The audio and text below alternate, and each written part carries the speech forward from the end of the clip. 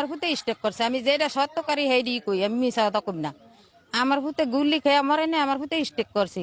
পরে আমরা বাড়িতে আনতে চাইছি, আমরা বাড়িতে আনতারি নেই, দেশে ফোন করিয়া কইছি কবর করতে, হেরা কবর টবর বাস কিলা সব করছে, আমরা আনতারি নেই। বাবা আপনি দেশের মাইসে তো ওই সহিদার আছে, সবারতে জানিয়া দেখেন। আমি মিশা কথা কই না, আমি সত্য কথাই কই। মিশা কথা কই আমি এটা এখন কি আর বাবা, আমার দরকার আছে। জুলাই আন্দোলনের ঘোষণাপত্র চেয়েছিল ছাত্ররা, কিন্তু তারা সেই ঘোষণাপত্র পায়নি। কেন পায়নি? কারণ সেই ঘোষণাপত্র যদি ইউনূস সরকার দিয়ে দেয়, তাহলে এখানে অনেক বড় একটি ফাসাদের সৃষ্টি হবে। কিভাবে হবে? ওখানে বলা হয়েছিল যে এই আন্দোলনে প্রায় 1500 মানুষ নিহত হয়েছে।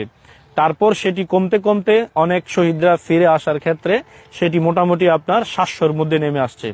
এখন যদি আর 1 মাস পরে যদি আপনি শোনেন সেটি আপনার 200-তে নেমে আসছে, তখন কিন্তু মানুষ এগুলো নিয়ে তামাশা করবে যে আন্দোলনের মানুষই মারা যায়নি। কিন্তু প্রকৃত অর্থে যদি স্টুডেন্ট মারা গিয়ে থাকে 100, তাহলে পুলিশ মারা গিয়েছে 2000, এটাই সত্য হবে দিন শেষে।